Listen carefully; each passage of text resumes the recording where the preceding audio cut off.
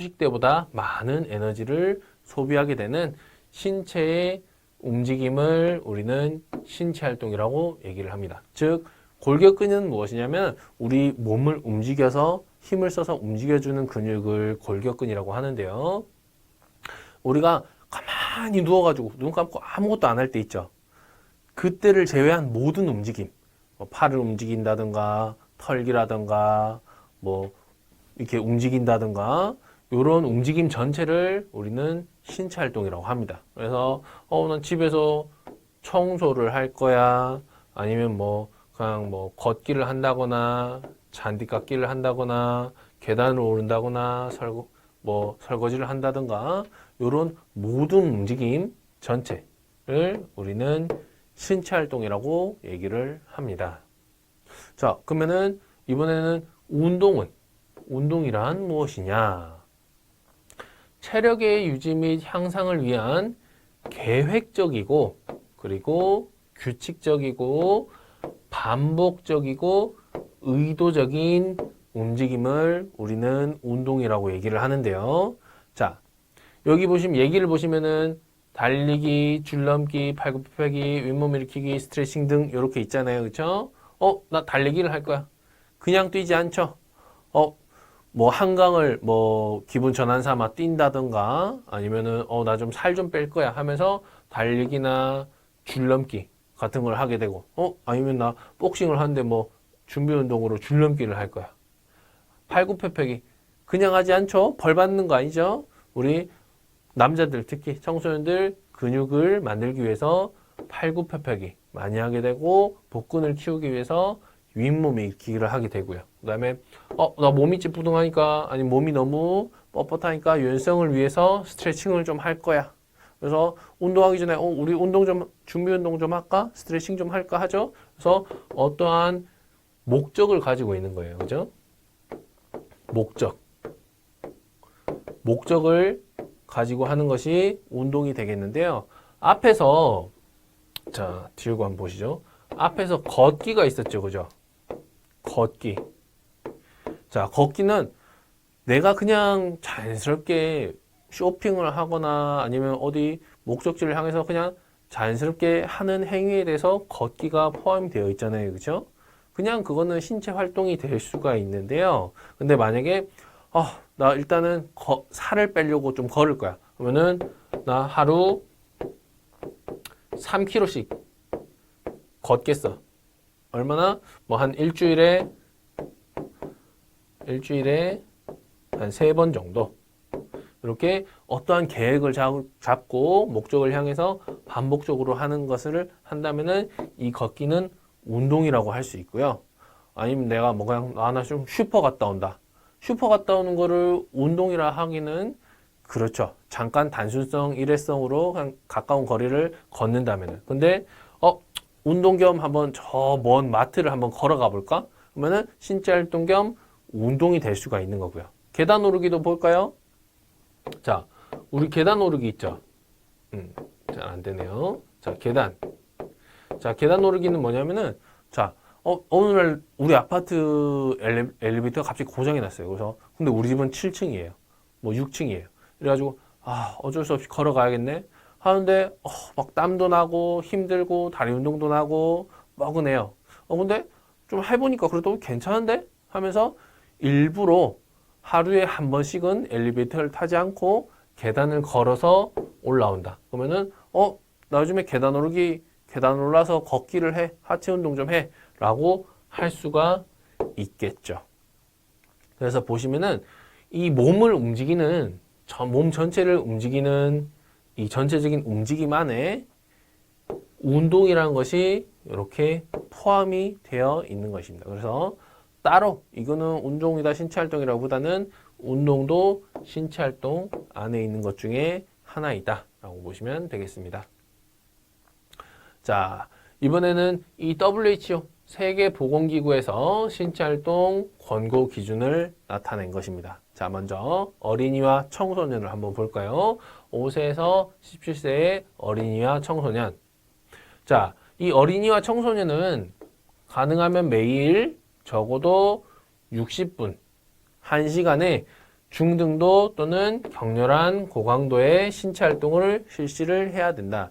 즉, 땀 좀 나고 숨 좀 차고 하는 그런 활동들을 하루에 거의 60분, 1시간씩 해줘야 되고요.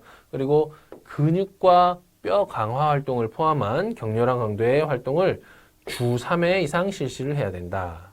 즉, 막 축구를 하면서 막 내가 체중을 지지하고 점프하고 뛰고 아니면 뭐 힘을 쓴다든가, 즉 뭐 근력 운동 같은 거, 힘을 쓰는 근육성 활동, 그리고 내 체중 부하를 체중을 실어서 이렇게 뭐 점프를 한다든가, 이제 아니면 뭐 이렇게 무게를 든다든가 해가지고 그런 근육과 뼈 활동을 포함하는 운동을 주 3회 이상 실시해야 된다. 라고 권고하고 있습니다. 자, 그리고 18세에서 64세의 성인은 어떻게 해야 되냐? 주 150분 이상, 매일이 아니고 일주일에 150분 이상의 중등도 유산소 활동을 하거나 또는 75분 이상의 주 격렬한 유산소 활동, 즉 높은 고강도의 활동을 일주일에 75분 이상 하거나 아니면 적당히 좀 땀 좀 조금 나고 숨 좀 약간 찬 정도의 중간 정도의 유산소 활동을 150분 이상 해라 라고 얘기를 하고 있습니다. 자, 그렇다면 최소한은 요 정도 해주되 건강상 유익함을 더하기 위해서, 즉 건강에 이점을 얻기 위해서는 중등도의 유산소 활동을 주 300분 또는 격렬한 활동, 고강도 활동을 주 150분은 실시를 해야지 우리가 건강상 이점을 얻을 수 있겠다라고 얘기를 하고 있습니다. 자, 그리고 근육 강화 활동, 즉 근력 운동은 주요 근육을 포함해서 주 2일 이상 하라고 적혀 있어요. 그러니까 일주일에 2번 이상은 근력 운동을 해주되, 중요한 거는 여기서 이 근력 활동은 가능하면은 이제 간헐적으로, 그러니까 간헐적으로라기보다는 매일 하기보다는요, 월요일 날 했으면은 하루 이틀 쉬어주고 수요일이나 목요일쯤 이렇게 중간에 텀을 주고 근력 활동을 해야 된다라고 얘기도 같이 있습니다. 그러니까 주 2일 이상이라고 해서 월요일, 화요일 하고 그 다음 쉬는 게 아닙니다. 근력 활동은 이렇게 간헐적으로 이렇게 띄어서 연속된 일수에 하지 않도록 하는 것이 좋겠습니다. 자, 이번에는 65세 이상의 노인입니다. 유산소 활동은 적어도 10분 이상 지속하도록 해라. 왜냐하면 10분이란 기준은 적어도 내가 운동, 신체적, 생리적 반응 또는 건강상의 이점을 위해서 적어도 10분 이상을 지속하라고 얘기를 하고 있습니다. 단 이제 10분씩 하는데 우리 대부분은 뭐 1시간은 운동을 해야 된다 얘기를 하긴 하잖아요. 근데 간헐적으로 해서 하루에 10분씩 4번, 5번을 해도 되고요. 그러면 40, 50분을 채울 수가 있겠죠. 또는 뭐 15분, 20분을 하루 3번 해라. 그러면 하루에 또 1시간을 할 수가 있겠죠. 체력이 안 된다면은 한 번에 많은 양을 하기보다는 이제 오전에 한 번, 뭐 이른 오후에 한 번, 저녁에 한 번, 이런 식으로 이제 나눠서 해도 된다. 기동성, 즉 움직임에 대해서 어려운 사람들의 어려운 연령대의 노인들은 균형 감각을 강화하고 낙상을 방지하는 신체 활동을 주 3일 이상 실시를 해라. 즉 균형 감각, 뭐 태극권 같은 것도 요즘에 많이 하더라고요. 태극권이나 아니면은 뭐 국민체조도 굉장히 또 좋아요. 국민체조 같은 내 몸을 움직이고 균형 감각을 넓힐 수 있는 그런 체조를 해라 라고 얘기를 하고 있습니다. 그 다음에 이 65세 이상의 노인들은 건강 상태로 인해 권장량만큼의 신체 활동을 할 수 없는 경우 자기 컨디션에 맞게 신체 활동을 실시를 해라. 즉 똑같은 65세 노인이 A와 B가 있으면은 A라는 어르신은 매일 이제 한 공원을 크게 한 바퀴를 돌아요.